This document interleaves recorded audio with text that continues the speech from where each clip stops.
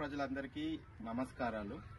ఈరోజు తెలంగాణ రాష్ట్రంలో ఒక విచిత్రమైన పరిస్థితి పాపం బీఆర్ఎస్ కార్యకర్తలు ఎదుర్కొంటున్నారు.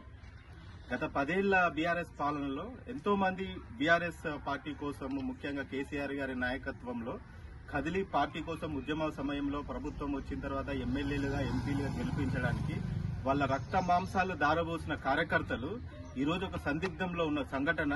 బహుశా ఇది భారతదేశంలో, ముఖ్యంగా తెలంగాణ రాష్ట్రంలో ఇలాంటి సంఘటన ఎక్కడ జరిగి ఉండకపోవచ్చు. ఈరోజు మనం మానకొండూరు నియోజకవర్గం, మానకొండూరు మండలంలోని కొండపలకల గ్రామంలో ఉన్నాము. ఇక్కడ మనకి బొల్లం శ్రీనివాస్ గారు, వారి భార్య ఉమాదేవి గారు ఉన్నారు. అయితే ఇక్కడ ఏంటంటే విచిత్రమైన పరిస్థితి, మన ఉమాదేవి గారు అందరితో పాటు, అంటే తెలంగాణ రాష్ట్ర వ్యాప్తంగా అందరూ అప్లై చేసుకున్నట్టు వీరు కూడా ఇందిరమ్మ ఇల్లు కొరకు అప్లై చేసుకోవడం జరిగింది. ఒకసారి వీళ్ళ ఇల్లు పరిస్థితి చూస్తే మనకు అర్థమవుతుంది. ఒక సైడ్ మొత్తం కూలిపోయి ఒక చిన్న గదిలో వారు, వాళ్ళ పిల్లలు, వాళ్ళ తల్లిదండ్రులతో వాళ్ళు నివాసం ఉంటున్నారు. అయితే మరి వాళ్ళు అప్లై చేసుకోవడము, వీరి దీనస్థితిని చూసి అధికారులు చూసి వీరు ఇందిరమ్మ ఇల్లుకి 100% అర్హులు అని చెప్పి వీరికి ఇందిరమ్మ ఇల్లు కేటాయించడం జరిగింది.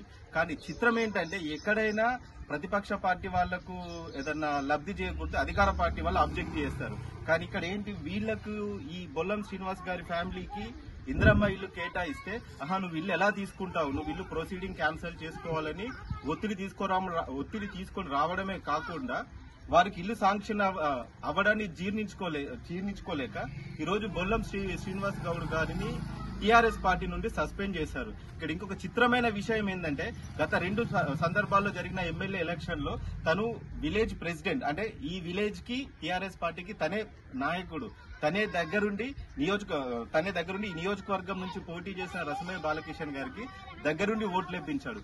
ఈ రోజు కార్యకర్తలు, ముఖ్యంగా ఇలాంటి నాయకులు వాళ్ళ రక్త మాంసాలు దారబోసి గెలిచిన తర్వాత వీళ్ళకు కనీసం న్యాయం కూడా చేయలేకపోయారు. కనీసం ఈ గ్రామంలో ఒక ఇందిరమ్మ ఇల్లు, ఒక డబుల్ బెడ్రూమ్ ఇల్లు కూడా కేటాయించలేకపోయారు. అయితే సరిగ్గా ఒక 2 రోజుల క్రితం ఇదే రసమయ్య బాలకిషన్ గారు మానకొండూరు నియోజకవర్గ కేంద్రం, మానకొండూరు హెడ్ క్వార్టర్ లో దీక్ష చేస్తూ ఈ రాష్ట్రంలో, ముఖ్యంగా మానకొండూరు నియోజకవర్గంలో ఇందిరమ్మ ఇండ్లు సంక్షేమ పథకాలు మొత్తం కాంగ్రెస్ వాళ్ళకే వస్తున్నాయి, అసలు మా బీఆర్ఎస్ కార్యకర్తలు ఎవరికి ఇస్తలేరు, మా బీఆర్ఎస్ కార్యకర్తలకు ఎవరికన్నా ఇచ్చినా కూడా వాళ్ళ పేరు తీసేస్తున్నారు చెప్పి మరి గొంతెత్తి చించుకున్నారు కదా.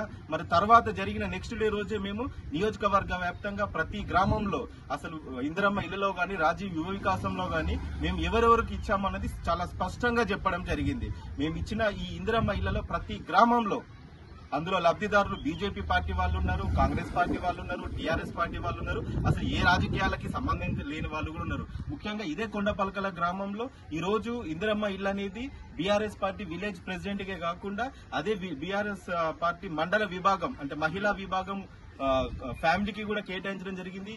ఇదే గ్రామంలో బీజేపీకి సంబంధించిన ఒక నిరుపేద నాయకుడి కుటుంబానికి కూడా మనం ఇందిరమ్మ ఇల్లు కేటాయించడం జరిగింది. మరి మేము ఒకటే అడగదలుచుకున్నాము, గౌరవ మాజీ ముఖ్యమంత్రి, ప్రధాన ప్రతిపక్ష నేత కల్వకుంట్ల చంద్రశేఖరరావు గారిని, మరి మీకోసం 2004 నుంచి మీ గెలుపు కోసం, మీ పార్టీ కోసం అహర్నిశలు కష్టపడి రక్త మాంసాలు దారపోసిన కార్యకర్తలకు మీ ప్రభుత్వంలో న్యాయం జరగలేదు, మరి మా ప్రభుత్వంలో న్యాయం జరుగుతూ ఉంటే ఎందుకు మీ స్థానిక మాజీ ఎమ్మెల్యే రసమయ్య బాలకిషన్ గారికి ఇంత అక్కసు, మరి వారిని ఎందుకు పార్టీ నుండి సస్పెండ్ చేశారు? అంటే మేము ఒకటే అడగదలుచుకున్నాం గౌరవ మాజీ ముఖ్యమంత్రి కేసీఆర్ గారిని, అసలు బీఆర్ఎస్ పార్టీ స్టాండ్ ఏంటి?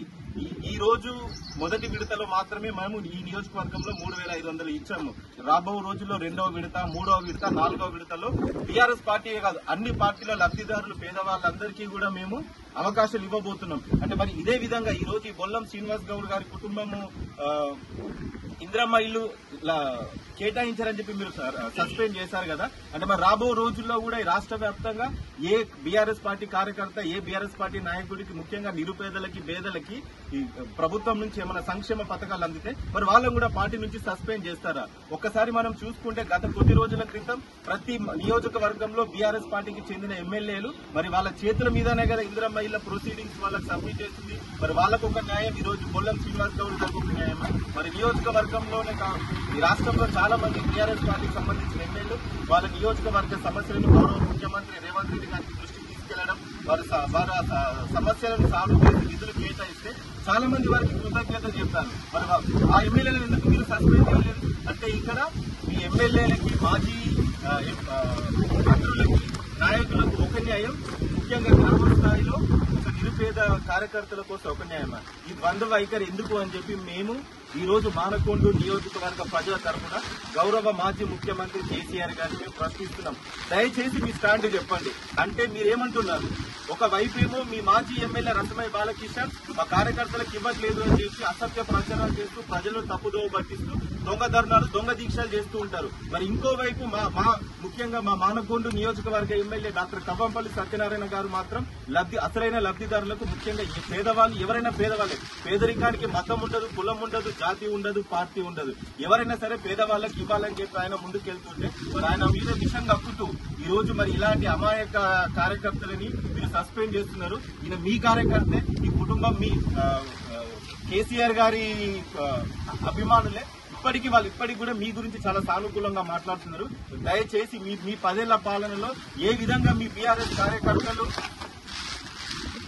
సఫర్ అయ్యారు, ఏ విధంగా వాళ్ళు అణిచివేతకు గురయ్యారు అనడానికి ఒకటే ఉదాహరణ. అధికారంలో ఉన్నప్పుడు అదే